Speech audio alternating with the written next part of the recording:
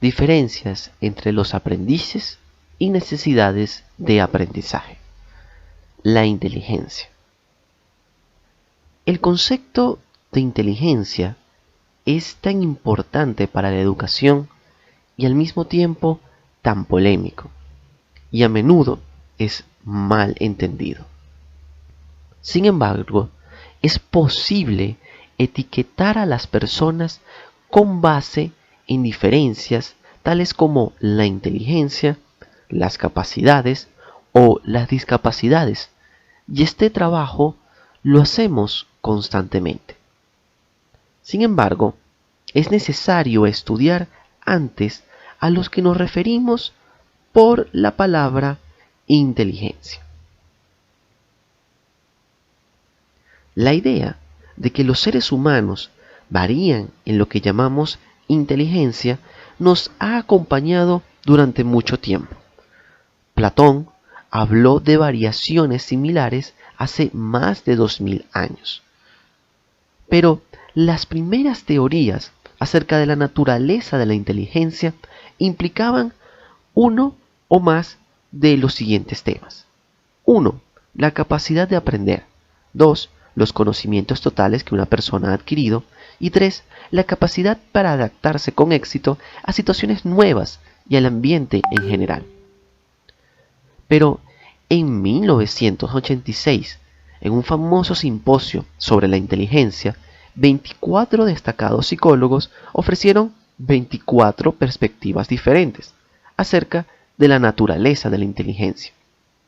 Cerca de la mitad de los expertos mencionaron procesos de pensamiento de nivel superior, y entre ellos destacaban lo que es el razonamiento abstracto, la resolución de problemas y la toma de decisiones, como aspectos importantes del factor de la inteligencia, aunque ninguno coincidió con respecto a la estructura de la inteligencia.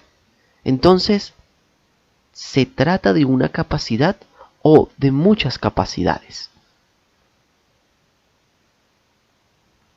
La inteligencia es una capacidad básica que afecta el desempeño en todas las tareas orientadas de forma cognoscitiva, desde la resolución de problemas matemáticos hasta incluso en análisis de la poesía, y también la resolución de exámenes tipo ensayo de historia.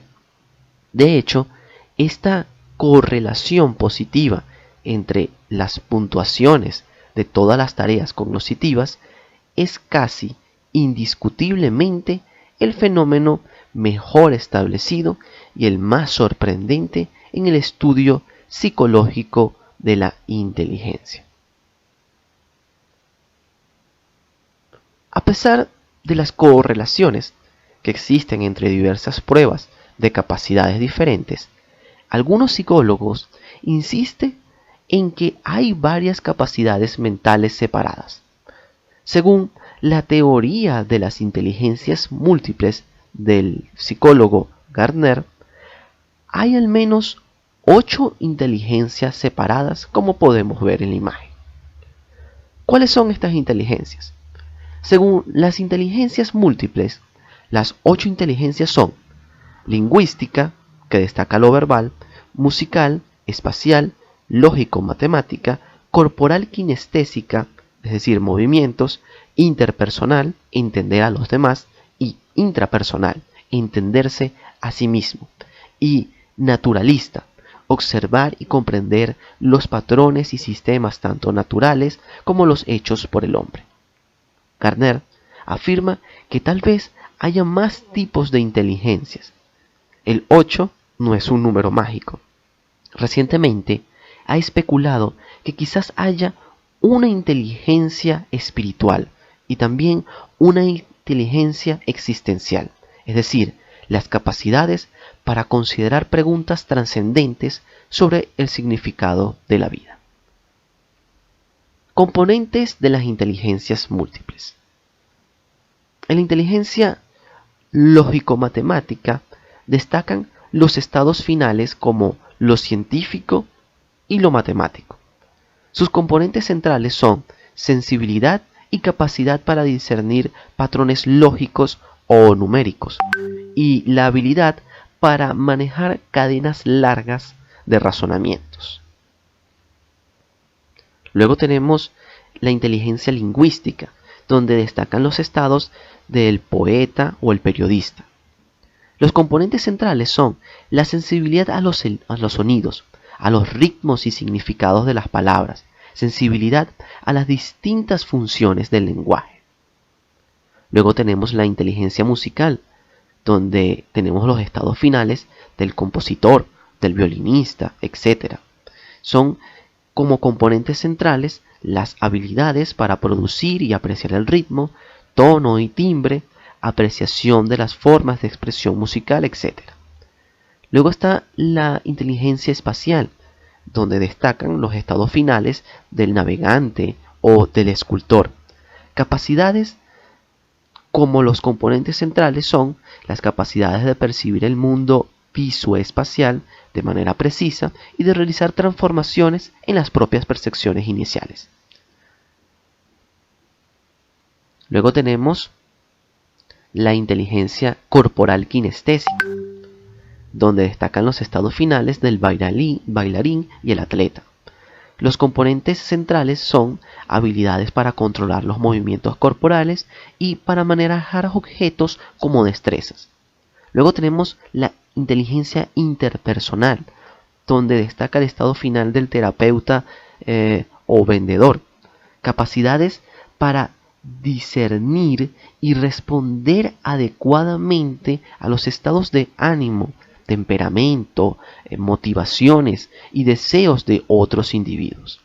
La inteligencia intrapersonal destaca como estados finales a personas con un autoconocimiento detallado de sí mismo y preciso. Sus componentes centrales son acceso a los propios sentimientos y la capacidad para distinguir entre ellos y utilizarlos para guiar el comportamiento. Conocimiento de las propias fortalezas del individuo, de sus debilidades, deseos e incluso inteligencia propias. En último estado está la inteligencia naturalista. Este estado está destacado por el botánico, el granjero o incluso el cazador. Los componentes centrales son las habilidades para reconocer plantas, animales, para encontrar diferencias entre el mundo natural, para entender sistemas y definir categorías, incluso tal vez categorías de la propia inteligencia. Es importante ver la inclusión de evaluaciones en el diseño curricular para trabajar bajo los parámetros de las inteligencias múltiples y así cubrir las necesidades de aprendizaje. Esto nos quiere decir cómo podemos llevar estas inteligencias múltiples o el conocimiento de las inteligencias múltiples al aula, es decir, a la escuela. Una ventaja de la perspectiva de Gardner es que amplía nuestro pensamiento acerca de las capacidades y de la forma de enseñanza a nuestros alumnos. Aunque la teoría se ha utilizado muchas veces de manera inadecuada, algunos profesores admiten una visión simplista de la teoría de Gardner, incluyen a cada inteligencia en todas las lecciones, sin importar qué tan inapropiado sea.